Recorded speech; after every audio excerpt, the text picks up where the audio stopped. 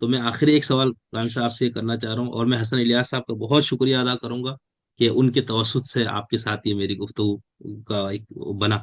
تو غالب صاحب، ہمارے ہاں جو مسلمانوں کی جو فرقوں کی جو تاریخ ہے، اس میں ہم بڑے وہ گروپ بنا لے تو اہل سنت والجماعت اس کے اپنے تمام شاخوں کے ساتھ، شیعہ اپنے تمام شاخوں کے ساتھ، خوارج چلو اب پتہ نہیں دنیا میں اباضیوں کو کہا جاتا ہے، ادروائز نہیں۔ تو آپ ان میں سے کس کے ساتھ اپنا آپ کو منسوب کریں گے؟ آپ کیا اپنا آپ کو اہل سنت والجماعت میں سے سمجھتے ہیں؟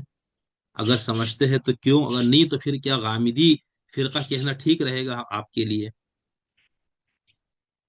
مجھے بتایا گیا ہے کہ میرے باپ ابراہیم نے میرا نام مسلمان رکھا تھا، میری مذہبی شناخت صرف مسلمان ہے، میں مسلمان ہوں، الحمدللہ، مسلمان مروں گا۔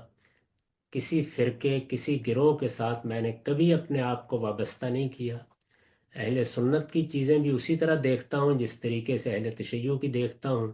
جو چیز میرے نزدیک استدلال پر پوری اترتی ہے اس کو قبول کر لیتا ہوں، جو نہیں پوری اترتی اس کو ترک کر دیتا ہوں، اور اپنی ہر رائے کے بارے میں یہی کہتا ہوں کہ میں اس کو صحیح سمجھتا ہوں لیکن اس میں غلطی کا امکان تسلیم کرتا ہوں، دوسرے کی رائے کو غلط سمجھتا ہوں، اس میں صحت کا امکان تسلیم کرتا ہوں۔ میں نے نہ کبھی کسی کے ساتھ اپنے آپ کو وابستہ کیا، اور نہ جو عقائد کی فہرستیں بیان کی گئی ہیں کبھی ان کو قبول کیا۔ میرے عقائد وہی ہیں جو مسلمانوں کے عقائد ہیں، وہ اللہ کے پیغمبر نے بیان کر دیے ہیں۔ ایمانیات وہی ہیں جس کو خود رسالت مآب نے بیان کیا، قرآن نے بیان کیا۔ اس لیے میرے ہاں تو یہ تفریق پائی نہیں جاتی۔ میں اپنی مذہبی شناخت میں مسلمان کے سوا کسی لفظ کو بھی اپنے لیے قبول کرنے کے لیے کبھی تیار نہیں ہوا، اور نہ انشاءاللہ کبھی تیار ہوں۔ لیکن